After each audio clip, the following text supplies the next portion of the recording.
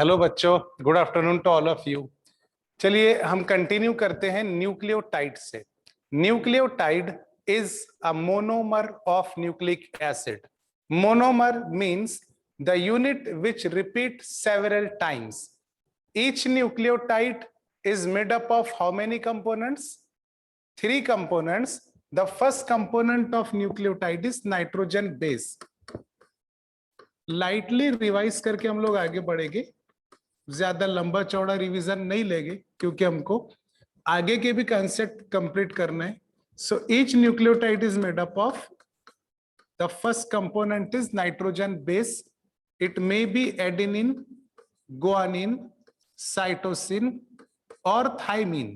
If you are taking the nucleotide of DNA molecule, whereas in case of RNA, the first 3 nucleotide are similar, adenine, guanine and cytosine, but 4th nucleotide is uracil. Very good, correct. Now second component of the nucleotide, you must be know it as a sugar.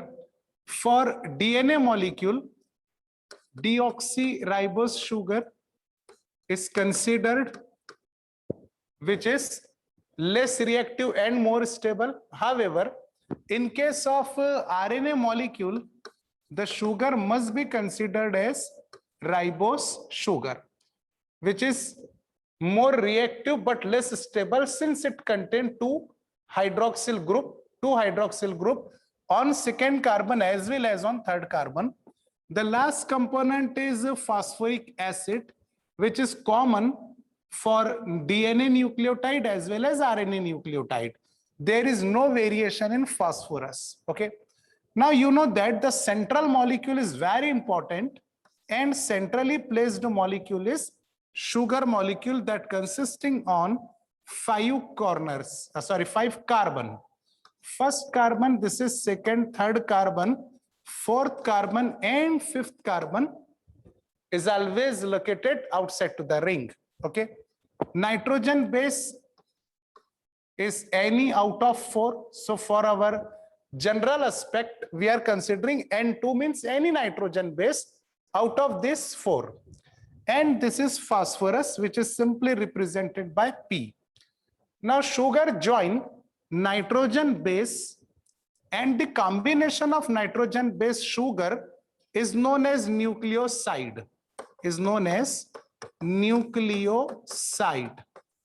When phosphorus get connected with 5th carbon of the sugar, then the combination of nucleoside with phosphorus is known as, very good, nucleotide.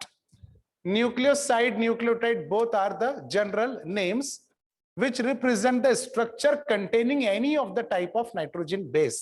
But if nitrogen base get specified, then name of nucleic acid is specific. For example, if you are replacing nitrogen base with adenine, it will become adenosine, nucleoside, and adenylic acid as a nucleotide. If you are replacing nitrogen base with guanine, then it will become guanosine as a nucleoside, but guanolic acid as a nucleotide.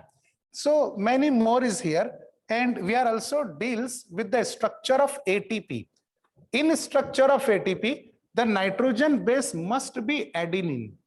Nitrogen base must be adenine, and 3 phosphorus are there connected one after other.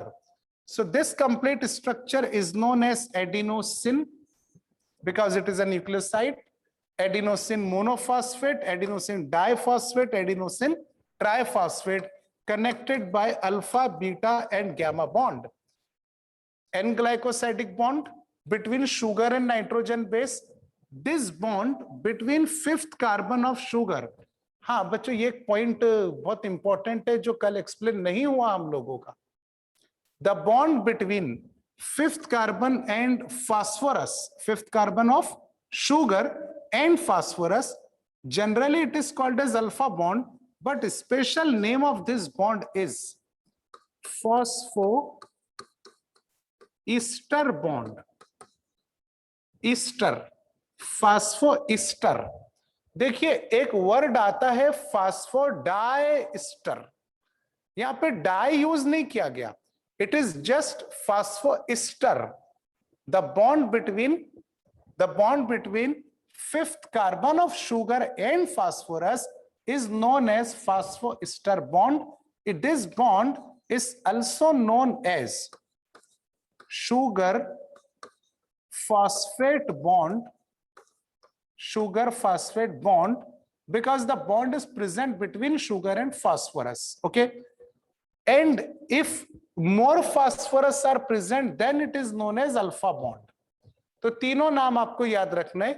पहले definition ध्यान में रखनी है, the bond between fifth carbon of sugar to phosphorus is known as phosphoester bond.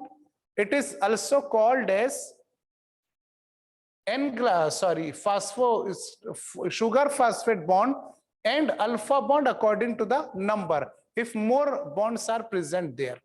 अब देखिए मैं वापस से बीटा बॉन्ड सेकेंड फास्फोरस को रिमूव करता हूं, गामा बॉन्ड थर्ड फास्फोरस को रिमूव करता हूं, ताकि वापस से हमारे स्ट्रक्चर न्यूक्लियोटाइड जैसा बन जाए। तो ये न्यूक्लियोटाइड है आपके पास में।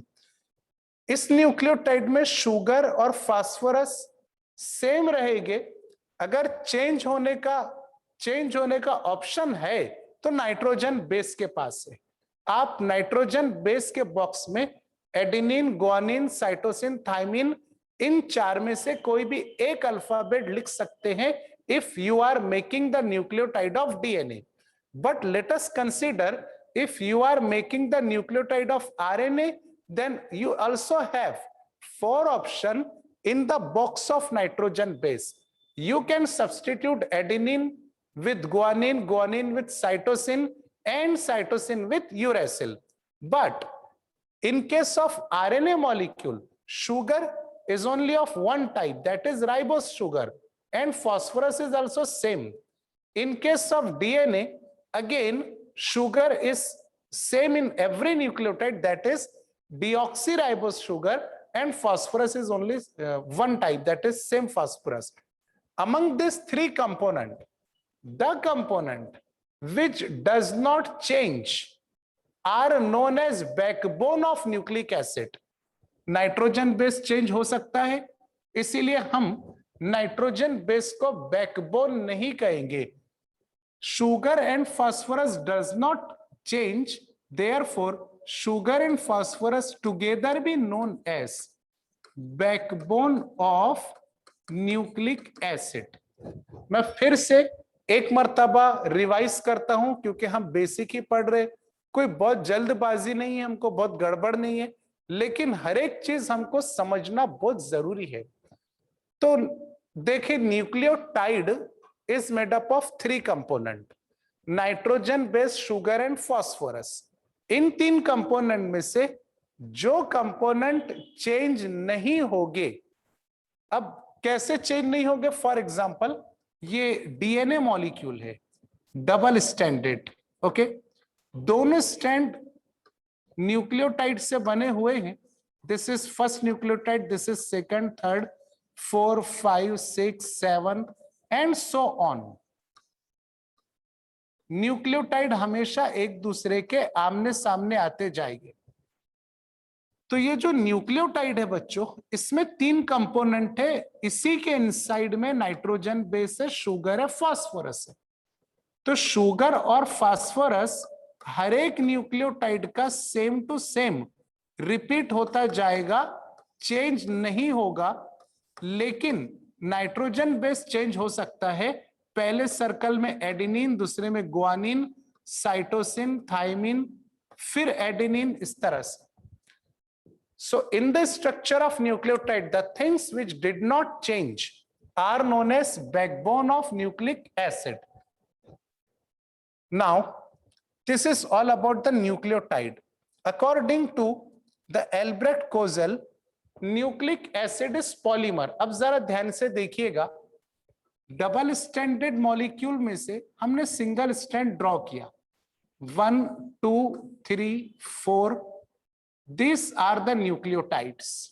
ये जो सर्कल्स हैं ये न्यूक्लियोटाइड है, सभी न्यूक्लियोटाइड मिलकर के न्यूक्लिक एसिड बनाते हैं, तो entire chain, complete chain is known as what? Nucleic acid, which is polymer because it is made up of repeated monomer. Repeated monomers are known as nucleotide.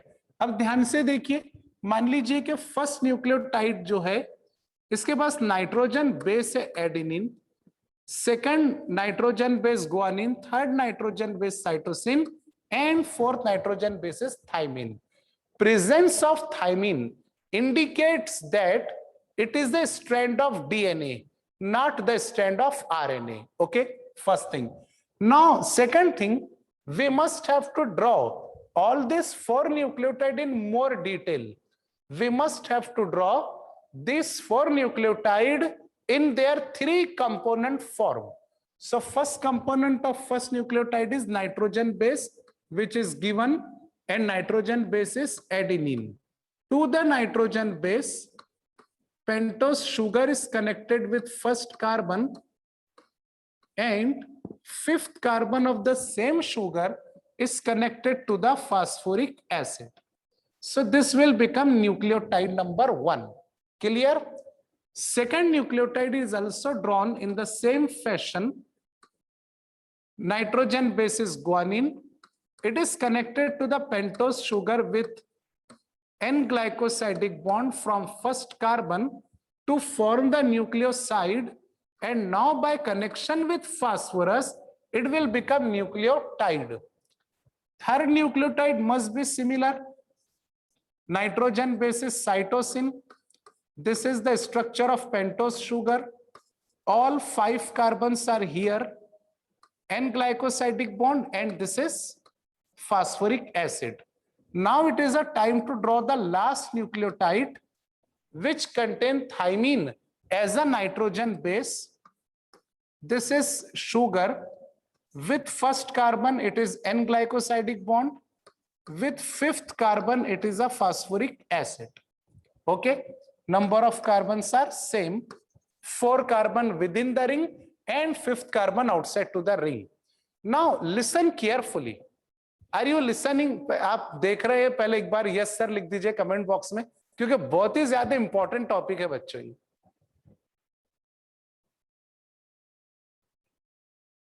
Very good, very nice. चलिए जल्दी जल्दी fast सभी लोगों को comment करने, सभी के नाम यहां पर आ रहे हैं.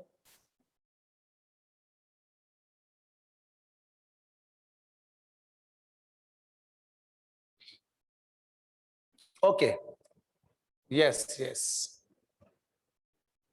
हाँ, तो हम इस डिस्कस ये करने जा रहे हैं बच्चों कि ये जो 4 न्यूक्लियोटाइड्स हैं इनका डिटेल फॉर्म आपके सामने प्रेजेंट है, लेकिन आप डिटेल फॉर्म में देखिए तो फर्स्ट न्यूक्लियोटाइड का सेकंड न्यूक्लियोटाइड से कोई कनेक्शन नहीं है. मैं यहां पर इस तरह एक हॉरिजॉन्टल लाइन ड्रॉ करता हूं, फिर ये दूसरी हॉरिजॉन्टल लाइन और ये तीसरी. तो first nucleotide and second nucleotide are not connected with each other. Second is not connected with third. Third is not connected with fourth. It means that all the 4 nucleotides are free from each other. And when the nucleotides are free from each other, they could not form the chain structure. For example, जैसा मैं कल आपको बताया था कि आपके पास में flower का गार्लैंड है. ये एक फ्लावर है, इसको फ्लावर नंबर 1 नाम दीजिए. This is second flower. This is third flower. And this is fourth flower, fifth flower, and so on. सभी फ्लावर आपने एक सरफेस के ऊपर रख दिया है, तो क्या ये गार्लैंड बन जाएगा? जी नहीं, उस वक्त तक नहीं जब तक आप इसमें थ्रेड नहीं कंप्लीट कर लेते. यानी आप जब तक सभी फ्लावर को एक दूसरे से कनेक्ट नहीं करोगे तब तक पॉलीमर नहीं बनेगा, तब तक गार्लैंड नहीं बनेगा. सेम इसी तरह जब तक ये न्यूक्लियोटाइड्स बच्चों एक दूसरे से कनेक्ट नहीं होंगे, फर्स्ट वाले को सेकंड से ज्वाइन होना पड़ेगा, सेकंड को थर्ड से, थर्ड को फोर्थ से। हजारों न्यूक्लियोटाइड होते हैं, एक स्ट्रैंड में लाखों करोड़ों न्यूक्लियोटाइड भी हो सकते हैं, लेकिन समझने के लिए 4 न्यूक्लियोटाइड हमारे लिए काफी है। तो जब ये एक दूसरे से ज्वाइन होंगे तभी क्या बन जाएगा बच्चों? पॉलीमर। और पॉलीमर को क्या नाम देंगे आप? Nucleic acid.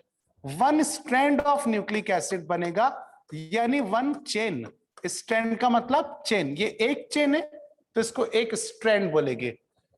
ओके, अब देखिए इन न्यूक्लियोटाइड को एक दूसरे से ज्वाइन करने के लिए बॉन्ड हमको यूज करना पड़ेगा। तो वो बॉन्ड किस तरह से न्यूक्लियोटाइड को ज्वाइन करता है, उस बॉन्ड का नाम क्या है, ये सबसे इंपॉर्टेंट चीज यहां पे हम देखने जा रहे हैं। Look to the first nucleotide.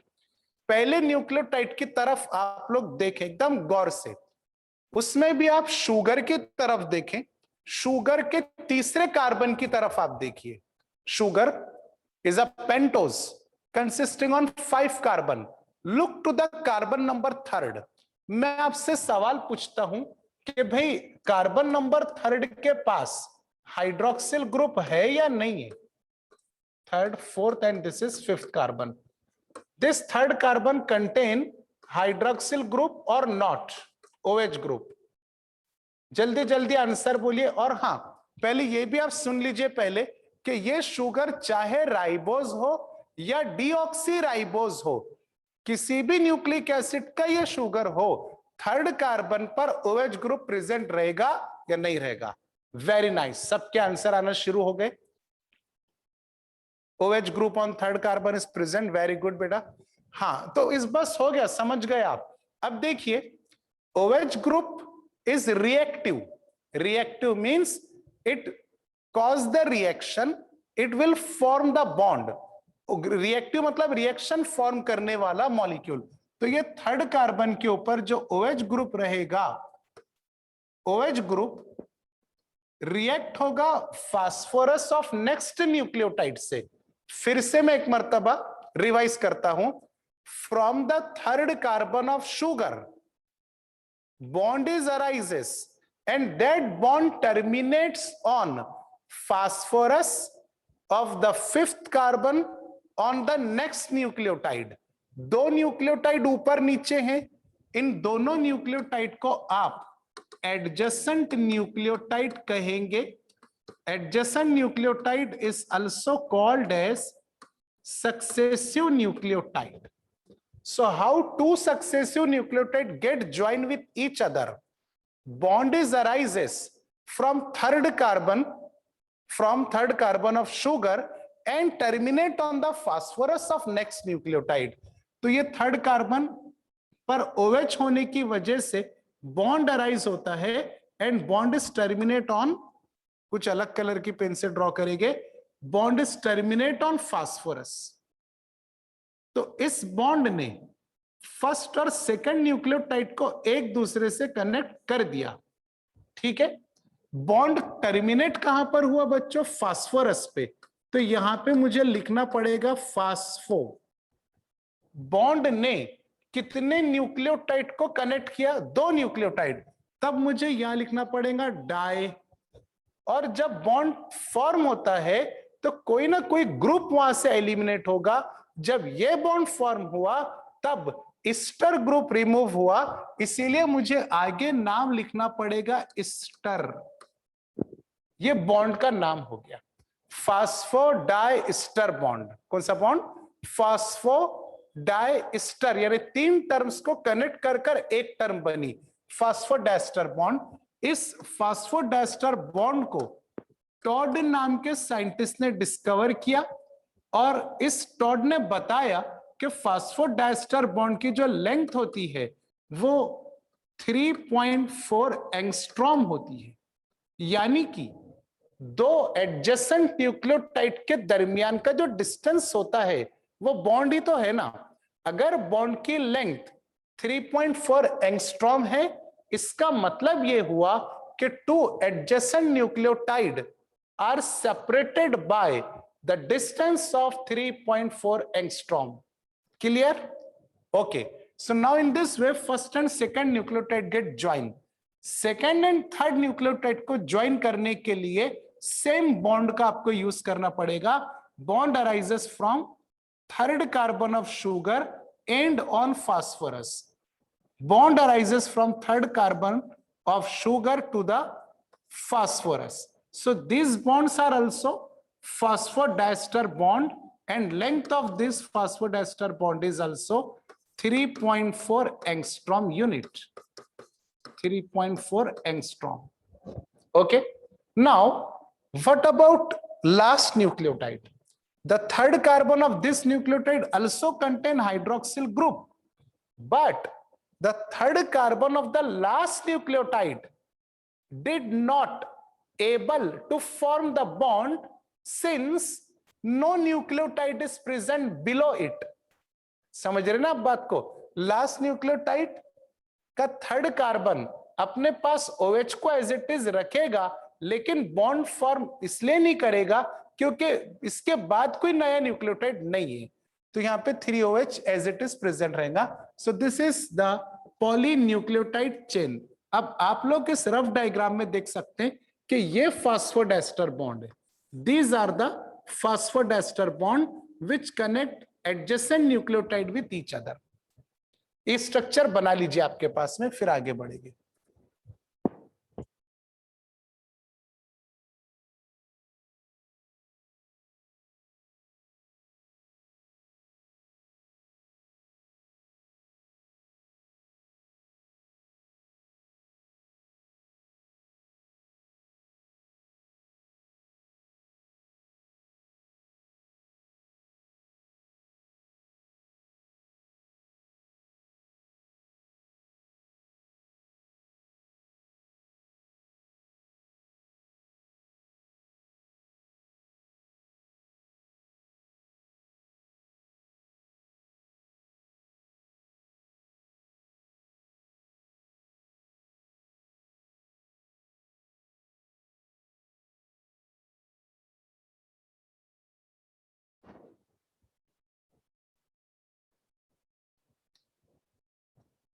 इसका प्रैक्टिस करना बहुत जरूरी है बच्चों. आपको ये जिंदगी भर कंसेप्ट आपके दिमाग से नहीं निकल सकता. सिर्फ नीट के एग्जाम तक नहीं याद रखना हमको थ्रू आउट लाइफ, जब तक हमारी लाइफ है, जब तक ये सारे कंसेप्ट याद रखना है ताकि हम नेक्स्ट जनरेशन को भी सिखा सके. यस.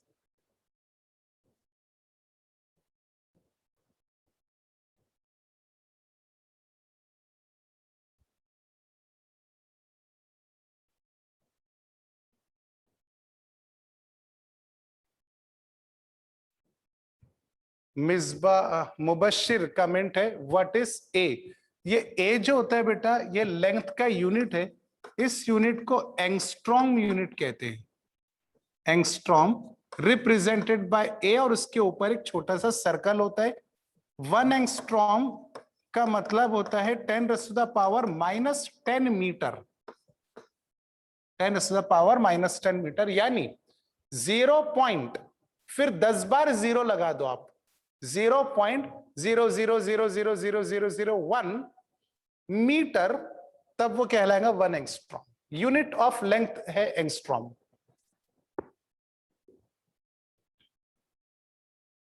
चलिए अब आगे बढ़ते हैं हम लोग. Now we are discriminating between DNA and RNA. यहां तक एल्ब्रेक्ट कोजेल की डिस्कवरी हो गई. साइंटिस्ट का नेम टॉड, ये अभी तो बताया मैंने, TODD, Todd, who discovered the phosphodiester bond and also provide the length. Now, the next contribution in the field of nucleic acid was given by Erwin Chargaff. ये एक बुजुर्ग साइंटिस्ट हैं. इन्होंने एक रूल दिया न्यूक्लिक एसिड के रिगार्डिंगली, बहुत ही अच्छा rule. Now you know that nucleic acid are of 2 types, DNA and RNA. Chargaff साहब का जो रूल है वो सिर्फ डीएनए मॉलिक्यूल में ही एप्लीकेबल होता है, आरएनए में नहीं. because DNA is double stranded and RNA is single stranded. So double stranded molecule behave like a Charagaff rule. So Charagaff rule states that in DNA, in only DNA, not in RNA, in DNA molecule, amount of purine is equal to amount of pyrimidine. Amount of purine is equal to amount of pyrimidine. यानी DNA molecule में जितना purine रहेगा उतना ही pyrimidine रहेगा.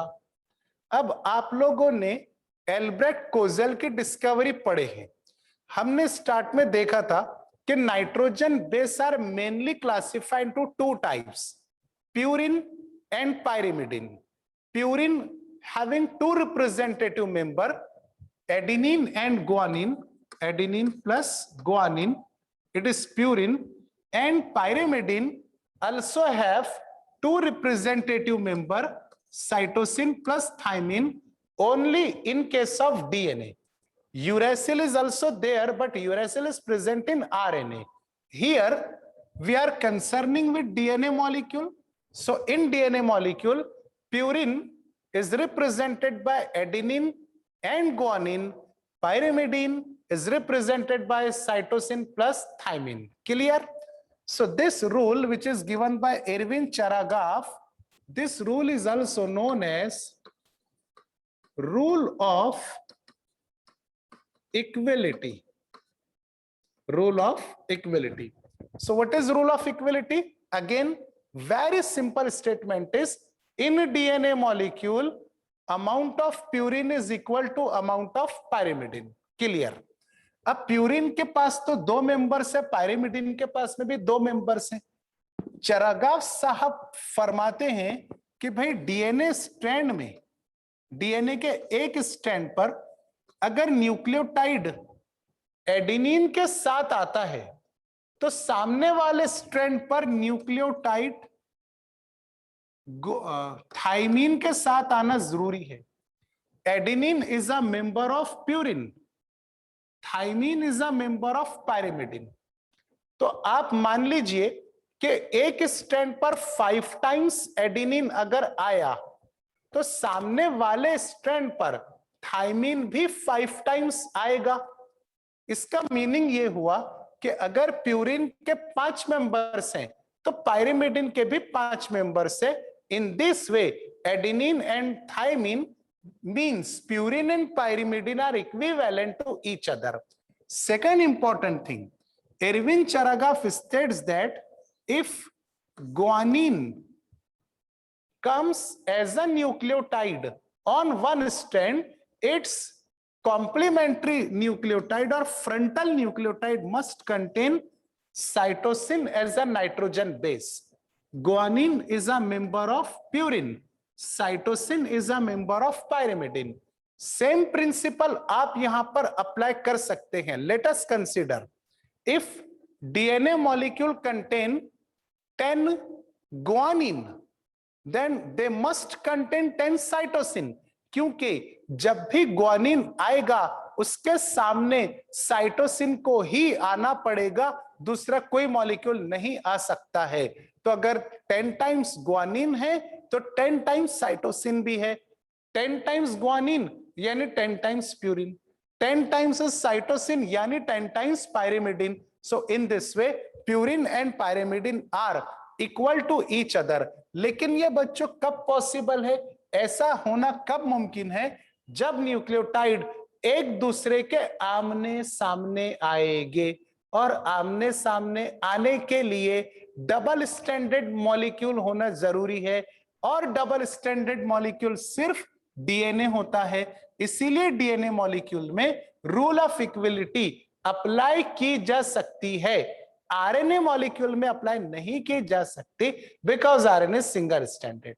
Next important thing, Charagaff states that adenine and thymine are connected by double hydrogen bond. guanine and cytosine are connected by triple hydrogen bond. Adenine और thymine जब एक दूसरे के आमने सामने आएंगे तो डबल हाइड्रोजन बॉन्ड से कनेक्ट हो जाएंगे, लेकिन ग्वानिन और साइटोसिन जब एक दूसरे के आमने सामने आएंगे तब उनके दरमियान ट्रिपल हाइड्रोजन बॉन्ड प्रेजेंट रहेंगे। अब देखिए एडिनिन का फिक्स जोड़ी किससे बन गया? थाइमिन से। अब जब कभी भी एडिनिन आएगा तो इसका जोड़ीदार थाइमिन रहेगा। अगर इधर थाइमिन आता है तो सामने एडिनिन ही आएगा, दूसरा कोई नहीं आएगा। मतलब एडिनिन की जोड़ी थाइमिन से फिक्स हो गई। यहां पर भी थाइमिन की जोड़ी एडिनिन से फिक्स हो गई। तो एडिनिन और थाइमिन की जो जोड़ी है, जोड़ी, इसे हम पेयर कहते हैं बच्चों। पेयर क्या कहते हैं? पेयर। अब ये पेयर किसका किसका पेयर है? एडिनिन का थाइमिन से। Adenine nitrogen base, thymine is also nitrogen base. तो नाइट्रोजन टर्म छोड़ दीजिए, बच गया बेस। तो एडिनिन थाइमिन को आप बोलेंगे बेस पेयर। सिमिलरली ग्वानिन की जोड़ी किससे जम गई? साइटोसिन से। अब जहां जहां पर ग्वानिन आएगा उसके सामने साइटोसिन को आना ही पड़ेगा, यानी ग्वानिन साइटोसिन ये भी क्या कहलाएंगे? Base pair. तो हमेशा याद रखिएगा कि पेयर का मतलब होता है दो। यानी अगर मैंने आपको बोला कि एक डीएनए मॉलिक्यूल मेरे पास ऐसा है जिसमें 10 बेस पेयर हैं, तो पहचानिए उसमें नंबर ऑफ न्यूक्लियोटाइड कितने हैं। बताइए कमेंट बॉक्स में। Our DNA molecule contain 10 base pair. How many nucleotides are there? 20. 20 answer. Very nice. Very good, beta. Very good. Very good.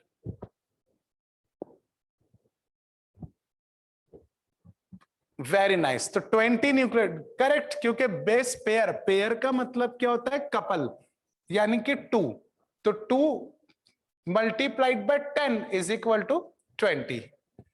Adenine and thymine are connected by double hydrogen bond, guanine and cytosine are connected by triple hydrogen bond. मैं आपसे कुछ numerical question solve करवाना चाहता हूं, क्योंकि आप जिस तरह से एकदम तेजी से करेक्ट आंसर दे रहे हैं मुझे बहुत ज्यादा खुशी हो रही है, और मैं चाहता हूं कि और आपको डिटेल में लेकर के चलो। मॉलिक्यूलर बेसिस आपका इतना स्ट्रांग हो जाना चाहिए कि दुनिया में किसी ने भी आपके तरफ मतलब डाउट नहीं करने को ना कि आप मॉलिक्यूलर बायोलॉजी पढ़ते हैं लेकिन आपको न्यूक्लिक एसिड नहीं आता। हर एक चीज आपको आनी चाहिए। देखिए पहले एक छोटा सा पॉइंट मैं आपको बता दूं कि डीएनए डबल स्टैंडर्ड है, आरएनए सिंगल स्टैंडर्ड है। डीएनए में बेस पेयर मुमकिन है, आरएनए के अंदर बेस पेयर नहीं हो सकता। अब आगे बढ़ते हैं। देखिए इन डीएनए मॉलिक्यूल,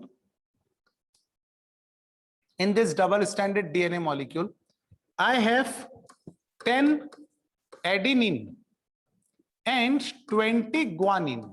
ये इक्वल टू की साइन है, बॉन्ड नहीं है। एक डीएनए मॉलिक्यूल में हमारे पास 10 एडिनिन है और 20 ग्वानिन है। तो पता लगाइए कि टोटल नंबर ऑफ न्यूक्लियोटाइड कितने हैं। बहुत सिंपल है ये, फिर और बढ़ाएंगे इसको अपन आगे।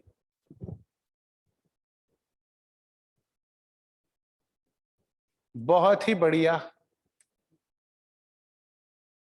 69 नहीं आएगा समृद्धि बेटा, एकदम सिंपल है। 70 भी नहीं आएगा, 50 नहीं आएगा,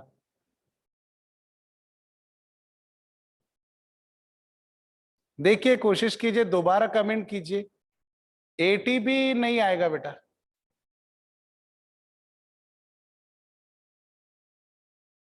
देखिए एकदम सिंपल सा कैलकुलेशन है, जितने एडिनिन रहेंगे उतने ही थाइमिन रहेंगे। एडिनिन 10 हैं तो थाइमिन भी कितने रहेंगे? 10। क्लियर? सेम इसी तरह जितने ग्वानिन हैं उतने ही साइटोसिन रहेंगे। ग्वानिन 20 तो साइटोसिन भी 20। अब काउंट कीजिए, 10 + 10 20, 20 + 20 40, 40 + 20 मोस्ट ऑफ द स्टूडेंट का आंसर यही है 60। अभी जेबा देशमुख का आंसर आया, वेरी गुड 60। सभी बच्चों ने 60 आंसर दिए, शाहिद का भी आंसर है 60, वेरी गुड बेटा। तो number of adenine are always equal to the number of guanine. एक ओरल क्वेश्चन आपसे पूछता हूं, आप जल्दी से जवाब दीजिए, फिर हम लोग आगे बढ़ते हैं।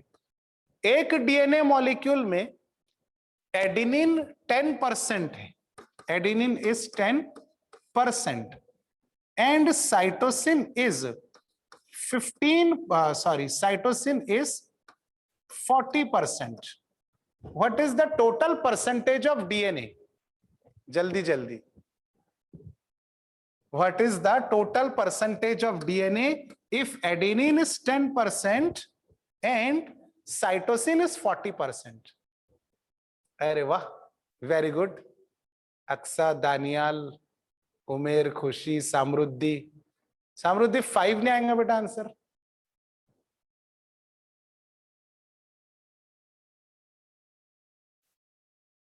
फिफ्टी 50%, एक बार आराम से चेक करो बेटा।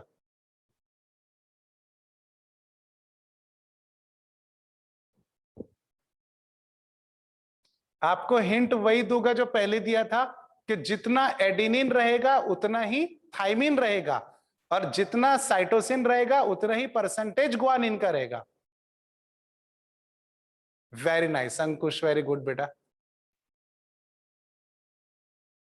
Sanjay, good good good. देखो अब यहां पे एडेनिन 10% है, तो थाइमिन भी 10% हो जाएगा, प्लस 10% थाइमिन कर दीजिए यहां पे, प्लस 10% फॉर थाइमिन। साइटोसिन 40% है, तो same is the percentage of guanine. यानी डीएनए मॉलिक्यूल में चारों भी नाइट्रोजन बेस प्रेजेंट रहना कंपलसरी होता है। तो 10 + 10, 40 + 40, 80 + 20 become 100।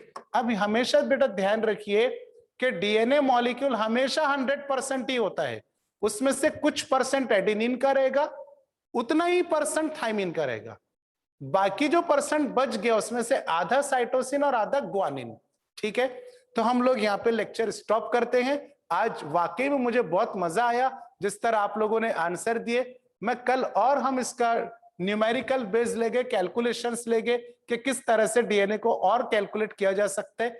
DNA actually 3 dimensional structure है लाइक दिस। तो ये स्ट्रक्चर किस तरह से बनाया जाता है और इसका मीनिंग क्या होता है, ये भी हम कल लेक्चर में अच्छी तरह स्टडी करेंगे। और मैं इंट्रोडक्शन आपको बताऊंगा डीएनए फिंगरप्रिंटिंग से रिलेटेड, कि भाई दुनिया में जितने इंसान हैं, सगे भाई बहन हम क्यों ना हो, हम एग्जैक्टली एक दूसरे की तरह नहीं दिखते, ट्विंस को छोड़कर। ट्विंस एक एक्सेप्शनल केस है, ट्विंस को छोड़ दीजिए, बाकी कोई भी पर्सन एक दूसरे के जैसा नजर नहीं आता है। उसके पीछे डीएनए रिस्पॉन्सिबल है, कैसा रिस्पॉन्सिबल है वो हम कल देखेंगे। मुबश्शिर का कहना है best explanation, good lecture sir, very good, thank you very much, good bye.